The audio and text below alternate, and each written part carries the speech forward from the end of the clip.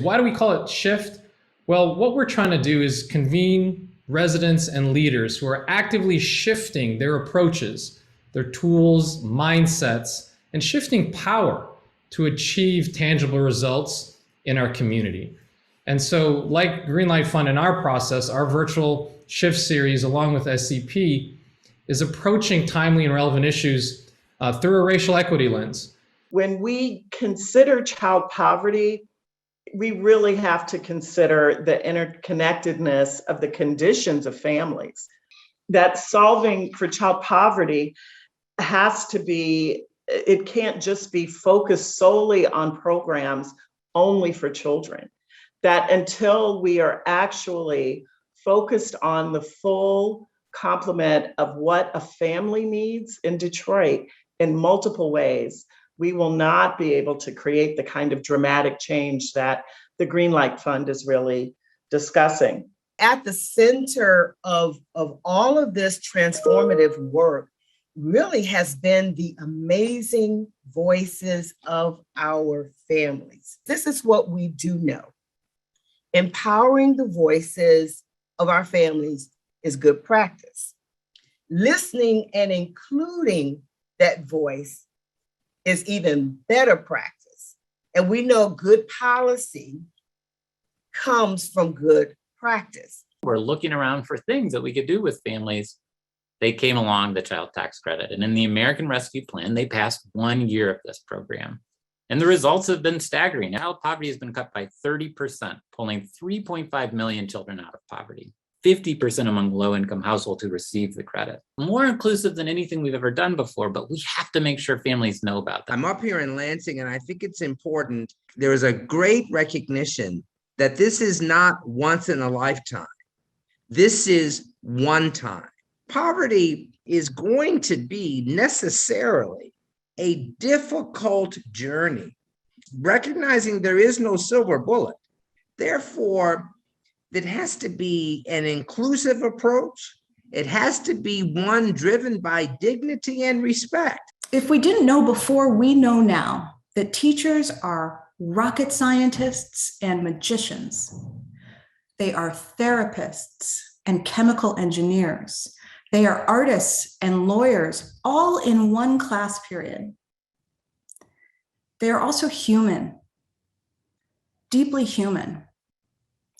And this very hard, often unappreciated profession needs our attention, needs our gratitude, needs our boldest ideas.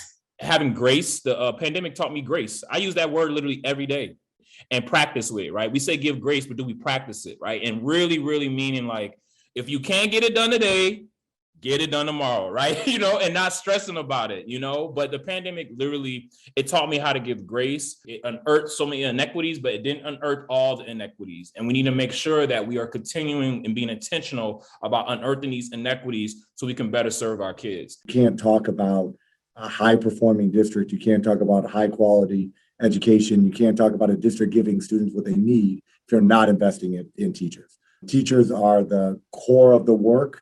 They're the epicenter of reform. If anything is going to happen positively for students, it has to happen in the classroom. There's no better investment that you can make for students other than investing in teachers. So those are kind of four things that I see from a national level. I'll repeat briefly: coaching, mentorship, support for all teachers, democratization of the profession, professionalizing it, and changing the narrative around what it means to pursue education as a field. Scaling is relative. The word scaling is not a bad thing. What can be tricky is that when you're thinking about Black people leading these organizations, Black women in particular, who don't necessarily have access to the resources, the things that actually will help them scale, they're not in the scaling conversation the way that others could be in the conversation. My utmost core value is love. It's driven by my faith. And so I think everything that I do and how I show up, whether you ask my brother, my kids, my colleagues, my team members, don't ever be ashamed of where you come from, right? Like there's power in that.